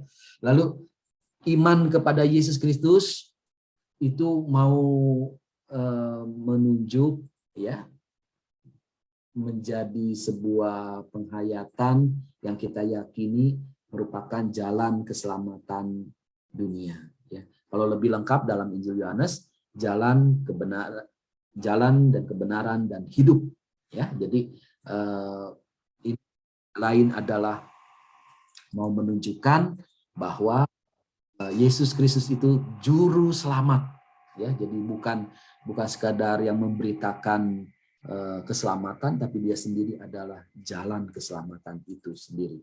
Ini penting, ya. Jadi saya selalu mengajarkan, ya, tentang iman gereja mula-mula itu Yesus Kristus sebagai Tuhan dan juru selamat, gitu ya. Karena jadi ketuhanan Yesus atau keilahian Yesus ini ditunjukkan dengan sebutan anak Allah, ya. Lalu bagaimana peran dia yang utama, yaitu juru selamat, ya, jalan keselamatan bagi dunia, ya. Jadi ini pun juga perlu ditegaskan, bagi dunia, bukan semata-mata eksklusif kepada orang Yahudi saja, ya, atau orang Kristen saja, begitu ya, tapi ini menjadi keselamatan dunia, ya. Nah, konsepsi oleh Roh Kudus, konsepsi itu maksudnya kelahiran, gitu ya. Tentu dimulai dari proses dikandung, gitu ya, dikandung di rahim, gitu ya. Konsepsi oleh Roh Kudus kan dikatakan dikandung oleh Roh Kudus. Nah, ini mau menegaskan keilahian Yesus, itu sudah jelas, ya. Jadi ketika gereja menghayati Yesus itu dikandung oleh Roh Kudus, maka gereja mau menegaskan tentang ketuhanan Yesus atau keilahian Yesus. Jadi bukan semata-mata menjadi sebuah konsepsi insani, ya, atau manusiawi seperti suami dan istri, gitu ya, yang kemudian istri menjadi ibu yang mengandung anak dari si suami, gitu ya. Bukan semata-mata pengertian itu, ya, tapi jauh lebih hebat, ya, ketika kita melihat bahwa Yesus itu merupakan bagian dari yang tak terpisahkan dari hidup Bapa dan Roh Kudus, sehingga konsepsinya itu juga konsepsi ya yang pengertian teknis ya, apa yang dikandung oleh Roh Kudus itu di rahim Maria ini sudah jelas menunjukkan keilahiannya. Nah, kelahiran dari rahim Maria ini juga perlu dijelaskan. Ini mau menunjukkan peristiwa rahmat ilahi ya, yang menegaskan kehadiran Allah yang maha besar, Allah yang tak terbatas dalam rupa manusia yang terbatas. Ini yang biasa kita kenal dengan istilah inkarnasi, ya, inkarnasi. Jadi Allah yang maha besar, yang tak terbatas itu hadir, ya, menjadi manusia atau dalam rupa manusia. Ingat Yohanes pasal pertama itu, ya. Jadi ini yang mau ditegaskan dari rahim Maria sendiri kita sudah bisa menghayati keterbatasan, ya. Bisa dibayangkannya Allah yang maha besar itu mau hadir di dalam hidup manusia, ya, dan dimulai dari rahim Maria yang terbatas, ya. Ini luar biasa kalau kita hayati. Oleh karena itu penghayatan akan Maria juga ini menjadi bagian dalam kehidupan tradisi gereja. Dalam hal ini misalnya saudara-saudara kita di Katolik menghayati Maria itu istimewa, begitu ya. Nah, mari kita hayati sekarang keperawanan Maria. Ini tadi saya sudah mengatakan sekilas, ya, lebih dari sekedar pengertian fisik, ya, pengertian yang tubuh, ya. Keperawanan Maria itu sebenarnya mau menunjuk pada manifestasi, pengungkapan atau pewujudan tindakan seorang pribadi, yaitu Maria, yang membuka diri secara khusus bagi peristiwa rahmat Allah, dan dia melakukan rencana Allah. Ya, jadi keperawanan boleh kita katakan sebagai apa? Menjadi apa ya? Satu keterbukaan yang hebat sebenarnya, ya. Keterbukaan yang hebat, yang original, yang otentik itu, ya, dari seorang pribadi, dalam hal ini Maria, ya. Ketika dia mau, nah ini kalau pakai istilah Sergei Horusi tadi, sinergi itu loh, ya, mau menyambut pekerjaan Allah, ya, dalam hal ini Yesus Kristus yang akan hadir, ya, dalam sejarah kehidupan, mau menyatakan pekerjaan Allah secara konkret, ya. Kalau awalnya dengan Allah yang transenden, umat Yahudi mengenal pekerjaan Allah itu secara apa, ya, abstrak gitu, ya, abstrak, ya, melalui apa namanya tadi, alam, ya, bintang-bintang dan seterusnya, pemandangan alam, melalui sejarah bangsa, ya, melalui nabi-nabi, gitu ya, semua itu masih boleh dikatakan abstrak, gitu ya. Nah, dengan Yesus Kristus yang abstrak itu menjadi nyata, ya, menjadi konkret, ya, dalam hidup dan rupa manusia sepenuhnya. Nah, ini Maria memberikan dirinya untuk itu, ya, dengan membuka rahimnya untuk Tuhan apa, ya, pakai. Lalu dengan itu maka gereja mengenal Maria sebagai ibu Tuhan, ya. Pengertian ibu Tuhan juga jadinya bingung kan, ya, Theotokos itu, ya, dalam istilah Yunaninya itu, ya, bunda, ya, makanya bunda ilahi, bunda Tuhan, ya. Tapi pengertian di sini mohon nanti tidak disalahpahami, jangan sekedar pengertian fisik, ya, tapi pengertian yang lebih apa, mengungkapkan pribadi yang hebat, ya, yang dalam sinergi dengan Allah itu bukan sesuatu yang saya sih membayangkan ya Bapak Ibu, kakak-kakak ya, Maria itu bergumul dengan apa yang ia alami, ya. Tapi dia jalani itu semua dengan tuntas. Ya. Oke, sebentar ini kok macet lagi. Nah, bagian ini singkat saja ya, Yesus diutus untuk menegakkan kerajaan Allah bagi seluruh ciptaan. Jadi kerajaan Allah atau kerajaan surga biasa ada di dalam Injil-Injil ya dan Alkitab ya, bukanlah tempat atau struktur kelembagaan tertentu. Ini untuk ditegaskan untuk supaya kita itu jangan berpikir nanti surga itu ada di mana ya, di planet apa begitu ya, enggak begitu konsepnya ya. Gagasannya itu tidak demikian. Alkitab sendiri mengatakan bahwa melalui perumpamaan-perumpamaan Yesus itu mengajarkan tentang kerajaan surga atau kerajaan Allah.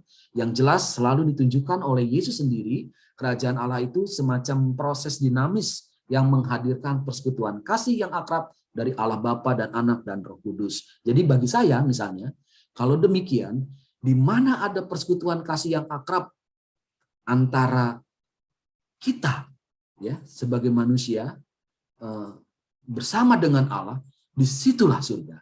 Ya, dari sini kita bisa mulai, oh kalau begitu dalam kehidupan keluarga kita juga bisa menjadi surga. Ya. Kalau suami dan istri, ya, orang tua dan anak, semua ada di dalam persekutuan kasih yang akrab bersama dengan Allah, ya, oh, di situ ada damai sejahtera. Bukankah itu surga itu? Nah, masalahnya di dunia ini bagaimana gitu ya? Yang terjadi kan wah malah perang begitu ya. Jadi boro-boro ini kerajaan surga begitu ya. Tapi bukankah doa kita selalu doa Bapa kami itu ya? Jadilah kehendakmu di bumi seperti di surga. Kita terus mau supaya kehendak Allah itu nyata di bumi ini, mulai dari keluarga kita, lalu kehidupan masyarakat ya, persekutuan kita, terus begitu meluas ya, syukur-syukur dunia ini bisa menjadi kerajaan surga. Nah, saya membayangkan ya, walaupun dengan kondisi sekarang yang sedang perang Ukraina itu ya, saya membayangkan aduh proses dinamisnya itu masih panjang dengan hadirnya pandemi berikutnya dengan perang ini. Waduh, kerajaan Allah ini bagaimana ini? Tapi semakin kita mengalami dinamika yang seperti ini, yang kacau balau gitu ya, seperti ini ya, dengan segala krisis yang terjadi, biarlah kita di situ mau terus terlibat. Nanti pada poin terakhir ya, jadi kerajaan Allah itu, dengan kerajaan Allah seluruh ciptaan dibaharui dalam pemenuhannya. Ini mengenai kepenuhan pleroma, ada damai sejahtera gitu ya. Nah, untuk itu ya, untuk tujuan kerajaan Allah itu, nah gereja dipanggil dan diutus ya. Kita ini diutus untuk mewujudkan tujuan kerajaan Allah itu. Nah, pertanyaannya bagaimana caranya? Nah, untuk itu saya stop ya. Besok kita lanjutkan bagaimana caranya untuk mewujudkan kerajaan Allah itu. Nanti kita pahami butir-butir tentang Yesus Kristus untuk menjawab pertanyaan ini. Baik, Kak Elis, saya cukupkan materi saya untuk hari ini. Silakan Bapak Ibu, kakak-kakak semua kalau ada tanggapan atau pertanyaan saya sampaikan. Kak Elis, saya kembalikan dulu ke. Baik, terima kasih Pak Pendeta Henry yang sudah menjadi narasumber dan yang sudah memaparkan materi untuk kita di pagi hari ini. Ya, baik Bapak Ibu serta kakak-kakak, kita akan masuk dalam sesi tanya jawab. Untuk tata caranya, kakak-kakak bisa dapat menyampaikan pertanyaan secara langsung menggunakan raise hand, atau mungkin kakak-kakak bisa pada kolom chat. Ya, nanti setiap pertanyaan akan langsung dijawab oleh Bapak Pendeta Henry. Baik, silakan. Apakah ada yang ingin bertanya dari materi yang sudah disampaikan?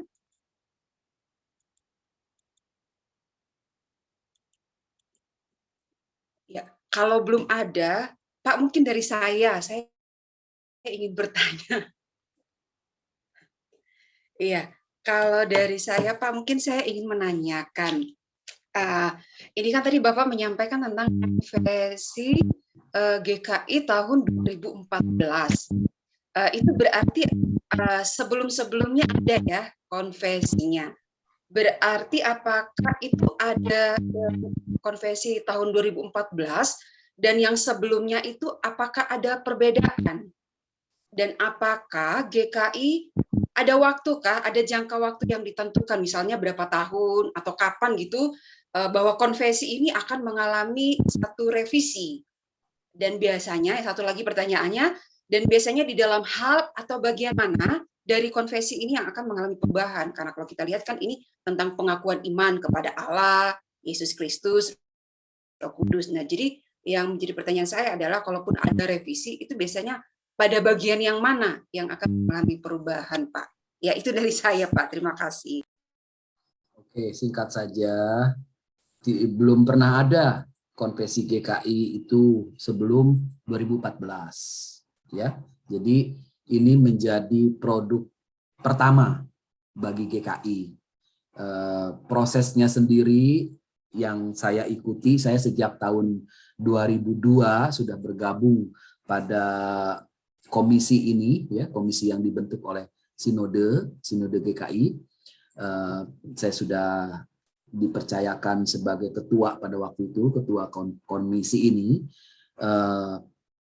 Terus dari 2002 tidak berhasil, ya, kami berkutat terus, baru 2014 lah, ya. Jadi singkatnya prosesnya panjang sekali ini, ya. Jadi bisa satu sesi kalau mau jelaskan sejarahnya konvensi GKI itu, ya, karena dinamikanya itu wah seru, ya, karena saya ngikuti sejak awal, ya. Yang jelas sekali lagi ini yang menjadi pertama, ya, pertama bagi GKI. Di persidangan tahun 2014 saya mengatakan kepada peserta sidang, ya, kita bersyukur GKI punya konvensi GKI, ya. Ini menjadi, saya sendiri mengatakan, lahir baru, ya, GKI menjadi lahir baru. Artinya begini, dengan konvensi GKI maka seluruh apa ya, dinamika kehidupan gereja GKI yang dimulai dengan misalnya tata gereja, liturgi, ya, dan produk-produk gerejawi yang lain itu mestinya nanti mengacu kepada konvensi GKI 2014 ini, gitu, ya. Jadi ini menjadi, tadi saya katakan, identitas iman GKI, ya. Lalu pertanyaan Kak Elis juga, bagian-bagian mana yang bisa diubah begitu, ya, atau biasanya diubah, ya belum pernah berubah. Memang ini yang pertama 2014 begitu, ya. Sekali lagi perubahannya itu bergantung pada konteksnya, ya, konteks kehidupan GKI-nya. Jadi misalnya kalau nanti ada perkembangan lagi yang baru berkaitan dengan kehidupan lansia misalnya, ya, para senioren misalnya, maka butuh disapa tuh di dalam konvensi misalnya, ya. Kan di konvensi GKI 2014 ini tidak ada nih penyebutan lansia di situ misalnya, ya. Yang ada anak-anak gitu kan, anak-anak. Nanti pada bagian Yesus Kristus ada ketemu di situ, ya. Hanya pribadi langsung anak-anak, keluarga anak-anak gitu, ya.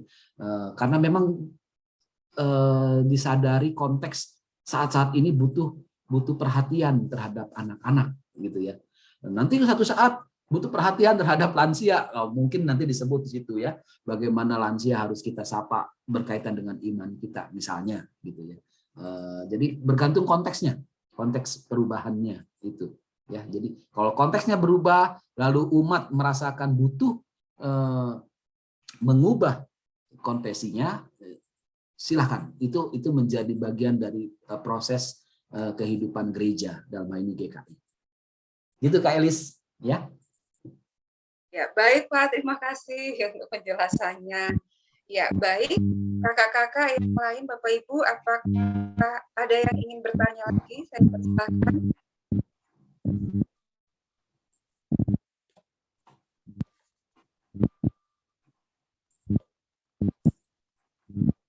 Apakah ada yang ingin bertanya atau menanggapi? Mari, silakan, monggo.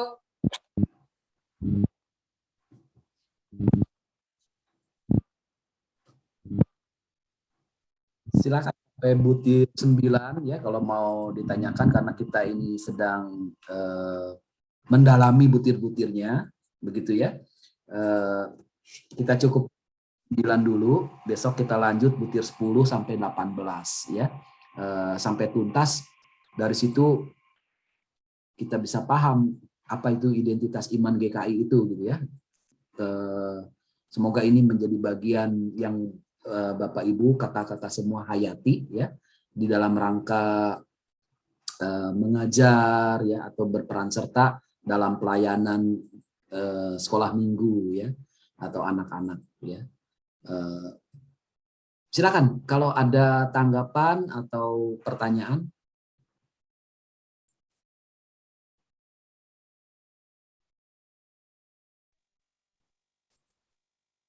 Sepertinya sejauh ini semuanya paham. Semoga. Bingung malah Pak. Bingung. Agak ini juga ya Pak, maksudnya konvensi GKI ini sebenarnya sejauh mana sih GKI menganggap bahwa ini perlu untuk disondingkan ke seluruh jemaat? Karena kan kita juga bisa dapatkan itu di khotbah-khotbah bahwa semua mengacu kepada iman percaya. Karena kan sudah ada tadi itu pengakuan-pengakuan iman. Sebenarnya sejauh mana sih Pak kepentingan dibikinnya konvensi ini untuk jemaat GKI pada umumnya? Terima kasih Pak. Ya, ini menjadi semacam koridor ya, Kak Yanti ya, dan teman-teman yang lain. Koridor itu apa? Iya, tadi saya katakan identitas iman. Kalau nggak ngomongin ini atau menjadikan sebuah produk yang tertulis, yang kemudian disampaikan seperti ini, bisa macam-macam tuh ya pemahaman iman itu, penghayatan iman.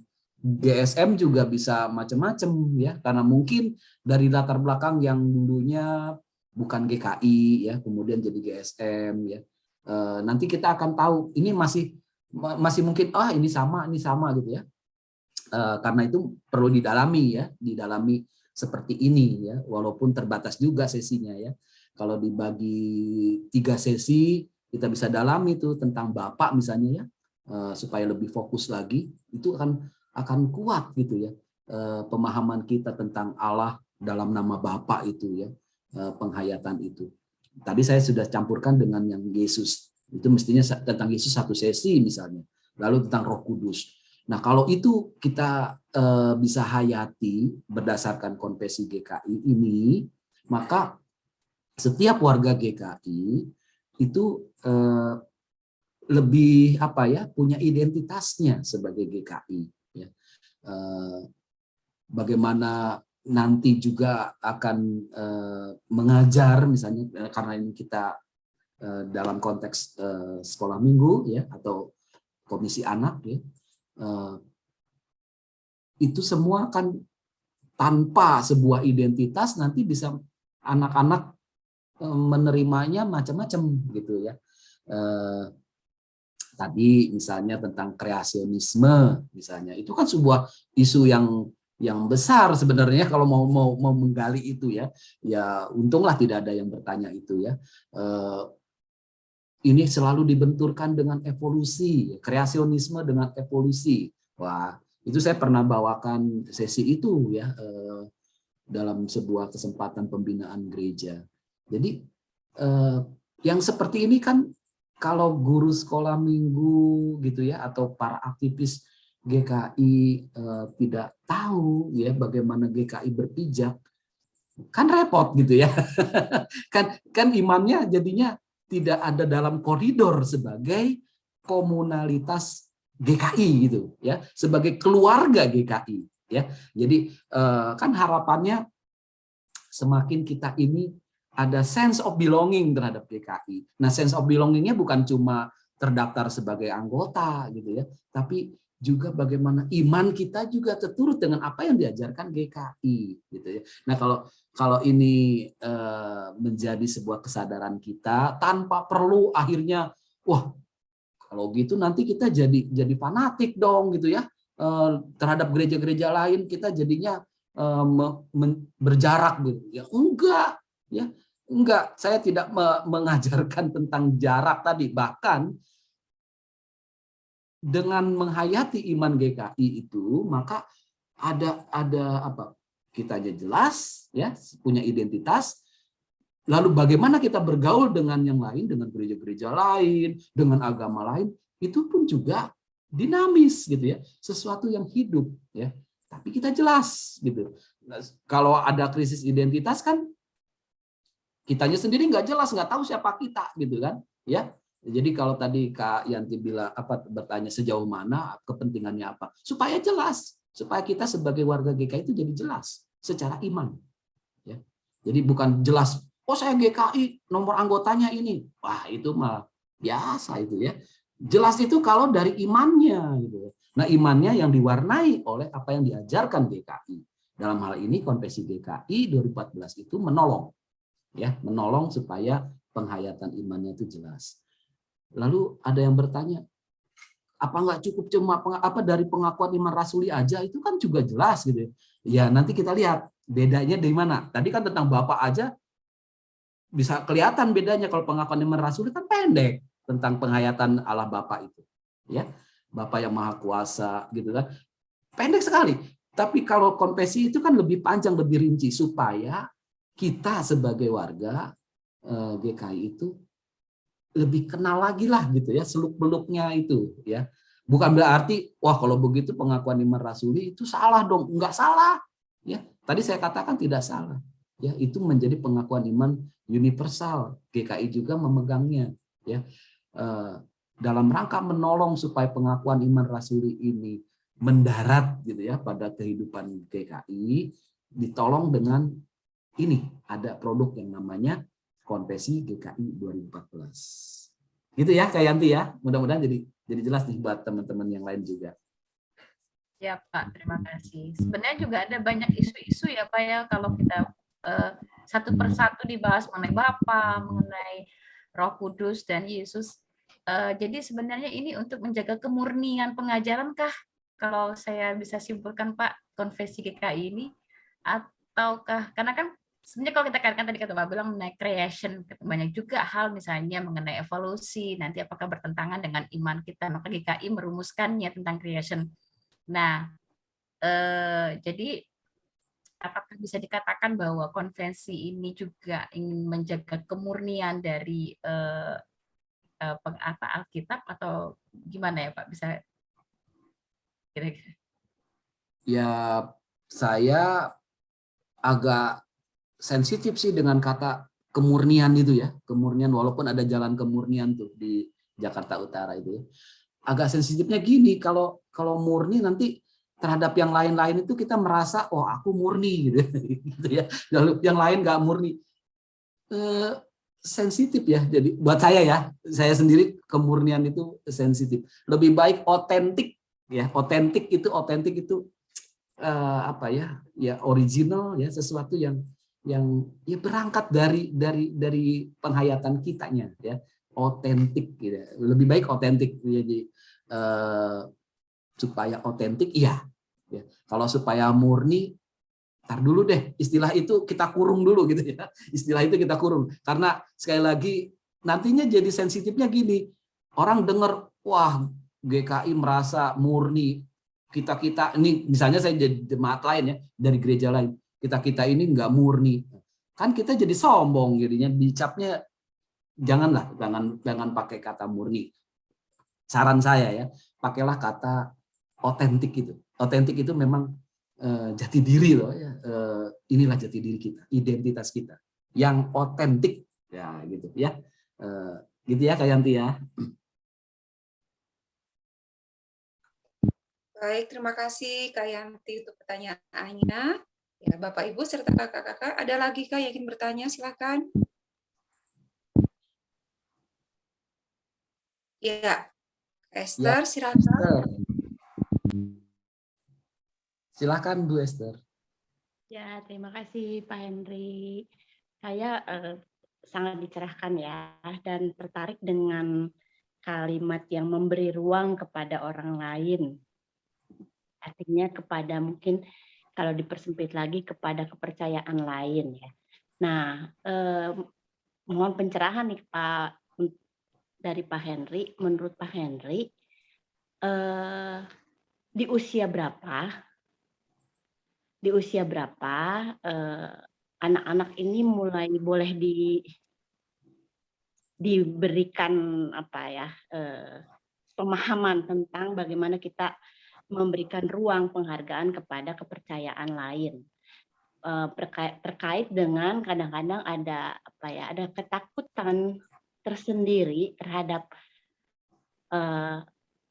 ketika kita ingin mengajak anak-anak menghargai kepercayaan pada orang yang kepercayaan lain, ketakutan terhadap bahwa nanti anak-anak mengatakan bahwa ya sama aja kalau gitu ngapain saya ikut Tuhan gitu loh, sama aja dong berarti gitu. Nah itu bagaimana kita menghadapi nih ketakutan-ketakutan seperti itu dalam rangka mengajarkan anak untuk kita juga memberi ruang penghargaan kepada yang memiliki kepercayaan lain. Karena 2 minggu lalu juga kebetulan saya ngajar pra remaja, ada yang bertanya begini, Bu Esther, ini percaya nggak sih kalau hanya orang Kristen aja yang masuk ke surga? Gitu. Lalu, wah, saya terus terang jadi langsung tarik nafas tuh. Saya bilang bentar, Tante Esther tarik nafas dulu nih. Ini pertanyaannya dalam banget, saya bilang gitu. Terus emang kenapa sih nanya begini? Dia bilang katanya ya adiknya saudaranya itu kan belum Kristen. Mamahnya selalu bilang, nanti kamu nggak ketemu di surga, katanya gitu. Nanti kamu nggak ketemu sama papa sama mama loh di surga. Tapi terus kemudian dia ingat kalau kakek neneknya juga sebenarnya belum menjadi Kristen. Nah ini akhirnya menjadi dilema ternyata buat dia. Nah pada saat itu sih saya menjawab dengan pertanyaan, kamu senang nggak sih kalau kumpul dengan dengan kakek nenek? Ya senang. Kalau surga itu kan tempat yang menyenangkan, artinya di mana kamu mengalami kegembiraan, nah itulah surga, saya bilang gitu. Tapi ya artinya nggak menjawab juga pertanyaannya dia. Nah karena ya itu ada ketakutan. Bagaimana nih menghadapi ketakutan itu, Pak Henry? Mohon pencerahan. Iya, terima kasih Bu Esther. Jadi ini juga problem-problem ya bagi kita ya di Indonesia itu kan karena masyarakat majemuk ya,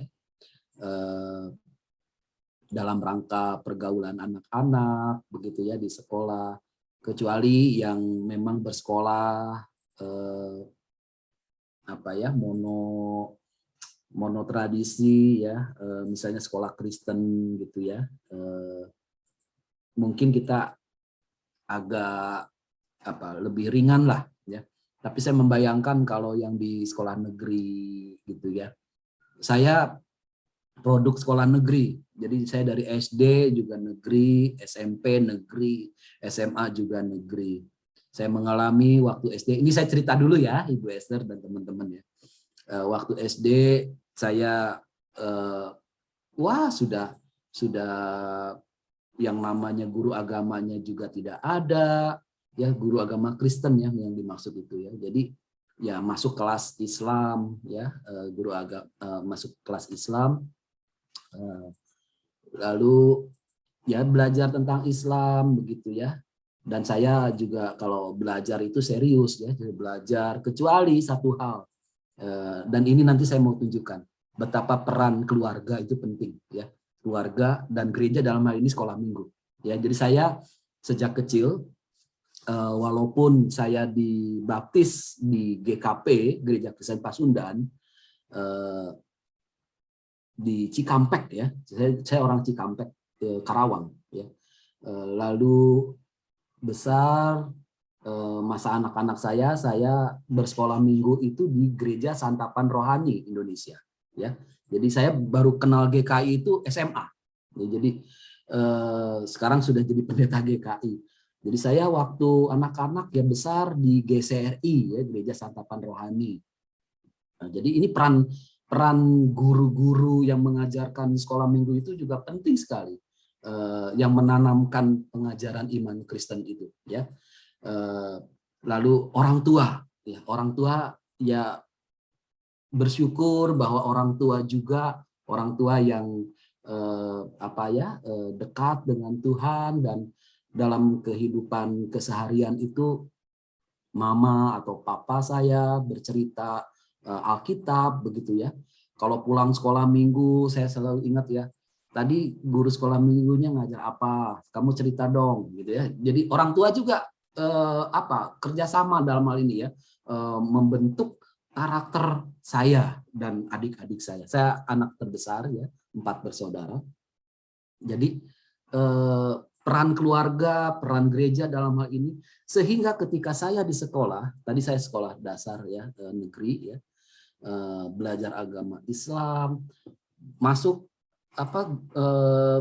PMP, pendidikan moral Pancasila, balik lagi ngomongin tentang bagaimana Islam paling unggul. Maaf ya, ini tolong nanti jangan di YouTube-kan ya ini ya. Tapi itu kondisinya gitu ya, kondisi di sekolah negeri itu begitu tuh. PMP ngajarnya juga jelek-jelekin Kristen. Betapa misalnya tentang Trinitas, orang Kristen itu percaya 3 Allah begitu dan sebagainya ya. Jadi saya ingat itu betapa di sekolah negeri saya menghadapi begitu ya. Nah, karena saya serius belajar juga tentang Islam, itu saya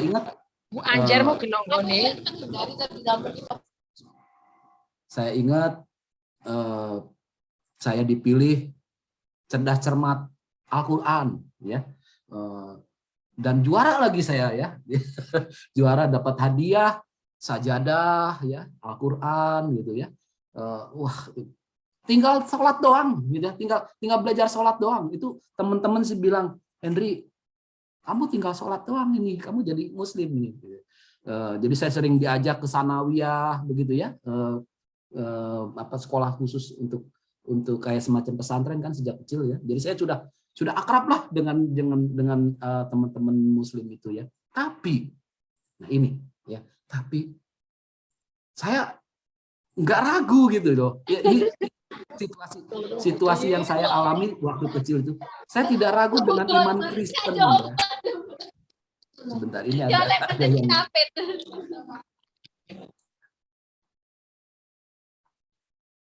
Saya tidak ragu karena tadi itu ya, keluarga, guru sekolah minggu. Ya. Nah, saya kembali kepada Bu Esther, pertanyaan tadi, ketakutan yang Bu Esther alami sesuatu yang wajar, ya. Saya katakan sesuatu yang wajar. Tapi percayalah. Nah, ini di sini bagaimana kita mendasarkan iman kita kepada Tuhan tuh di sini ya. Begitupun para pendidik, orang tua ya. Kalau kita menanamkan dengan baik, bertanggung jawab, setia ya kepada anak-anak, iman kita ya, ajaran iman kita ya, kita percaya Tuhan sendiri yang akan, bagi saya ya, saya merasakan kok saya nggak berubah ya. Saya ikut cerdas cermat Al-Quran loh ya. Saya SMP, saya sama juga, tidak ada guru sekolah, tidak ada guru agama Kristen. Baru nanti kelas 2 kelas 3 baru ada tuh ya. dari Gereja Bethel kelas 2 SMP. Nah, disitulah saya kemudian dari Tatapan Rohani pindah ke GBI. Jadi begini-begini saya pernah aktivis GBI ya, yang biasa pakai itu tuh apa namanya? Kerincingan apa tuh? Pokoknya ya itulah, tamborin apa ya. Jadi GBI itu waktu masa-masa SMP. Nah, SMA baru saya mengenal GKI di Rengas Dengklok, yaitu GKI Rengas Dengklok itu kalau ada di sini yang ikutan ya, nah itulah awal saya di CD ya, CD pengakuan iman oleh pendeta almarhum Suraji ya. Nah, jadi sekali lagi Ibu Esther ya, ketakutan Ibu wajar ya. Kita mau memprotek dengan cara yang lebih fanatis itu juga nantinya salah. Ya, saya mau mengingatkan, lebih fanatis misalnya pokoknya kita harus pegang teguh iman kita, yang lain itu masuk neraka misalnya gitu ya. Itu ekstrimnya gitu ya. Menjelek-jelekan yang lain gitu.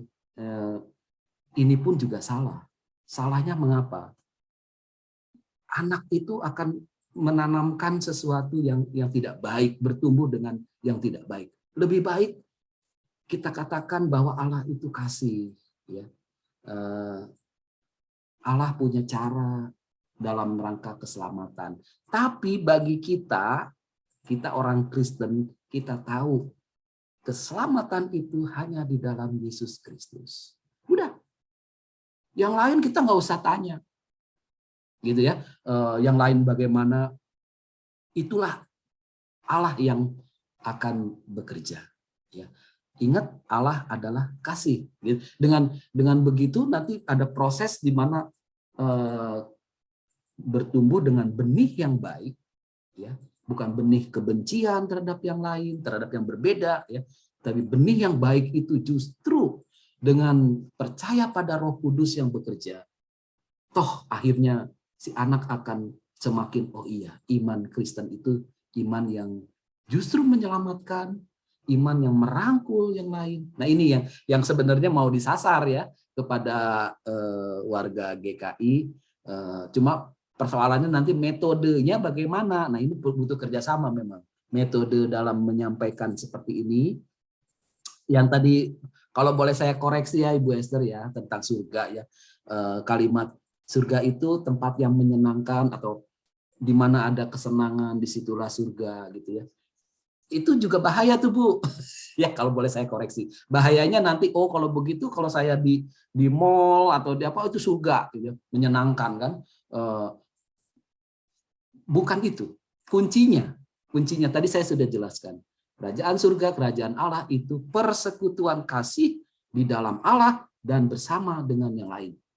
Persekutuan kasih itu di mana kita mengalami cinta kasih, damai sejahtera, disitulah surga, gitu ya. Jadi karena kalau surga itu mall, berarti apakah di mall ada kasih, tapi kan nggak kelihatan, yang ada cuma belanja dan belanja, gitu ya, transaksi, ya, kesenangan yang kita eksplorasi, gitu ya, bukan itu. Tapi persekutuan kasih itu mengajak kepada kita tentang bagaimana suasana ya atau proses damai sejahtera yang sungguh nyata. Jadi kalau kita tanamkan itu ya, supaya anak-anak juga bertumbuh, oh iya ya, kalau ada cinta kasih, ada damai sejahtera, disitulah surga, maka dimulai dari antar saudara ya, kalau memang ada punya saudara dalam kehidupan keluarga gitu ya.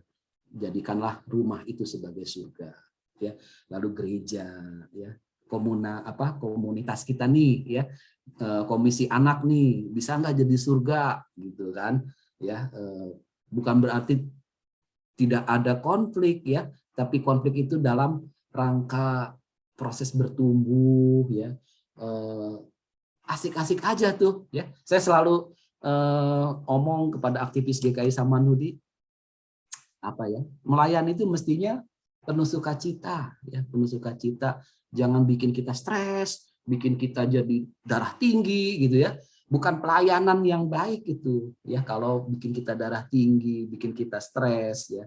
Ada yang salah dengan itu. Melayanilah dengan sukacita, melayaninya dengan penuh syukur ya. Damai sejahtera. Wah, enak sekali. Ya. Itu yang boleh saya bagikan. Jadi ketakutan ibu sah, tapi ibu pun juga harus belajar sekarang melampaui ketakutan itu dengan mempercayakan Tuhan sendiri yang akan menjaga. Gitu ya. Kita percayakan itu yang dasar utamanya dulu buat kita ya. Lalu tugas kita menanamkan benih-benih yang baik ya, firman Tuhan yang baik secara kontinu ya. Ya, guru tadi gereja misalnya, apalagi nanti di sekolah kalau ada guru agama Kristen ya.